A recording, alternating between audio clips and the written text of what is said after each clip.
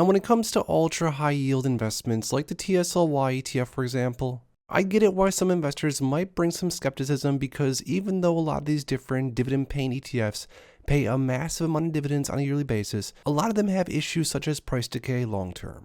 But what if I told you that I came across and started buying into a super high quality, ultra high yielding ETF that basically has only the good things to offer when it comes to ultra high yield, but doesn't really show any signs of the bad things? Well, stick around, drop a like down below, because you are definitely going to want to learn more about this ETF. I just finished my brand new dividend investing ebook where I share exactly how I went from zero to now over 7 figures invested, and also on how I earned more than $6,000 per month in dividends. I also finished my custom dividend tracker that you can use to track your dividend income progress on an ongoing basis. So make sure to grab yourself a copy of my dividend investing ebook and the new dividend tracker today. It's the first link in my description. Now, the ETF that I'm talking about specifically is SVOL, or the Simplified Volatility Premium ETF. Now, before we dig deeper into this ETF, I show exactly how it works, what it has to offer, and all the intricacies. I wanted to share this with you. I wanted to quickly share with you a small list of things I made. If I were to be shopping for an ultra high yield ETF, it needs to at least have all 4 of these things to offer. Now, first off, number 1, if I'm going to invest in something ultra high yield, I don't want it to decay like crazy. Even if there is a small bit of decay long term, I can definitely live with that if the dividend yield is high enough, but I definitely do not want to invest into an asset that's consistently going down in price long term. Number 2, a strategy that can work in any market.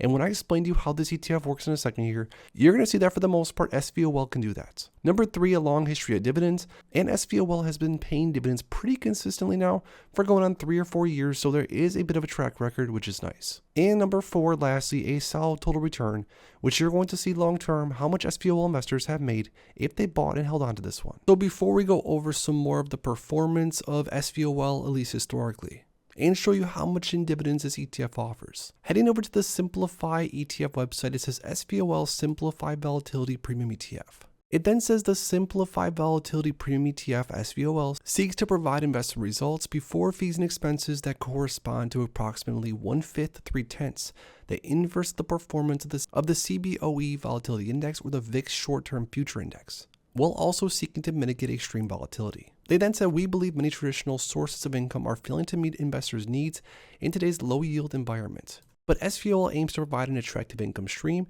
and source of diversification while seeking to avoid risks inherent in other income-producing assets.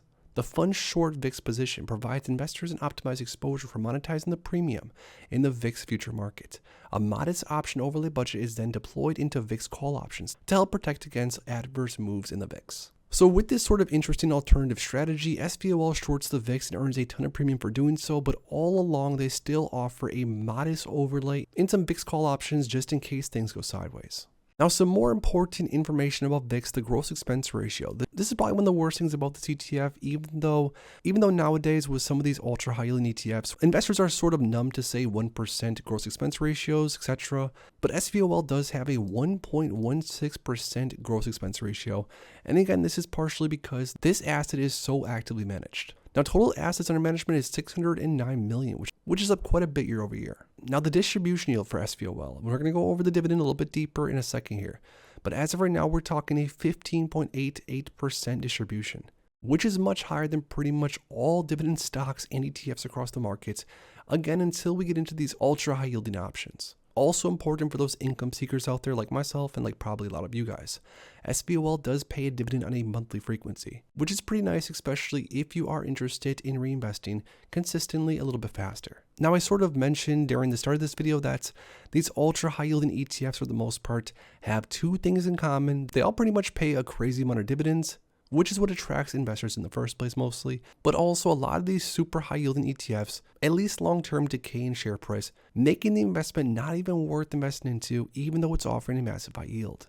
Now, with SVOL over the last 365 days at least, this ETF is actually up 2.2%, which I get it. During the same exact time frame, the market has performed much better than this, but keep in mind, this ETF is paying around a 16% dividend yield on a yearly basis, at least as of right now. Now, on the max time frame, just to be fair, SVOL since around May of 2021, this ETF is down 9.48%. So although this ETF has decayed a lot less than a lot of the other ultra high yielding ETFs out there, it is a fact that even SVOL does happen to have some decay on the long-term max time frame. Now, the reason I started buying some shares of SVOL, I think maybe 6 or 7 months ago, is because this ETF, at least since about May of 2022, has had a very consistent monthly dividend distribution of around 32 cents or so on a monthly basis. That, along with the fact that the ETF has a pretty interesting alternative strategy, which I think it's important to have some exposure into some alternative strategies throughout my long-term portfolio, but also the fact that the SVOL has not really decayed all that much in ETF price, at least over multiple different timeframes. Now, one of the main reasons that I'm trying to build up a position of SVOL as of current, and that I have been building up over the last months, is because a relatively small amount of money invested into something like this can generate a crazy amount of income on a consistent basis. Take a $3,000 investment into SVOL, for example. $3K into SVOL can buy around 130 shares of it, more or less. Now, SVOL pays right around a 31-cent dividend on a monthly basis, so out of a $3,000 investment, an investor in theory could earn over $40 per month in dividends. Now, obviously, it would take about 5 times as much money to earn that same amount in dividends if you wanted to invest into something like VOO or like SHD. And by no means am I trying to compare this style of investment to something like VOO or SHD. And for me personally, I think it's also important to mention that something like this, an alternative ultra high yielding investment like the Simplify Volatility Premium ETF, would never make up more than say 1 or 2% of my overall portfolio.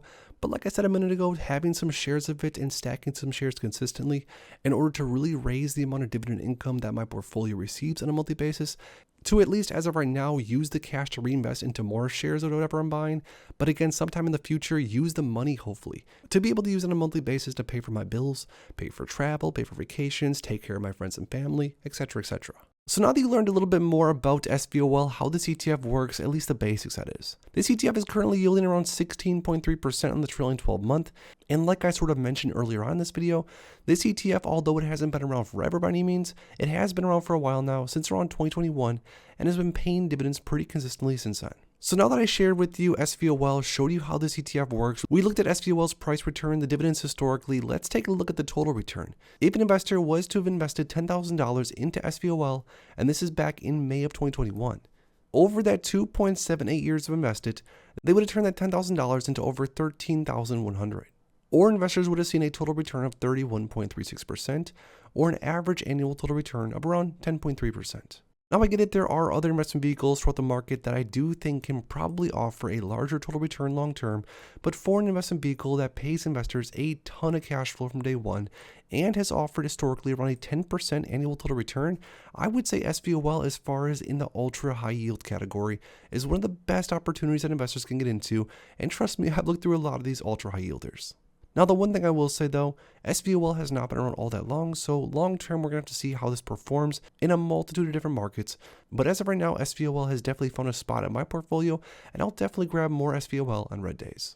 But when it comes to SVOL, I want to hear from you guys down below. Have you personally heard of this ETF before this video? Do you currently own any shares as of right now? If you enjoyed this video, make sure to please drop a like and subscribe for more future content like this. Thanks as always for stopping by, and if you are interested in investing, make sure to check out these recent videos I posted right here.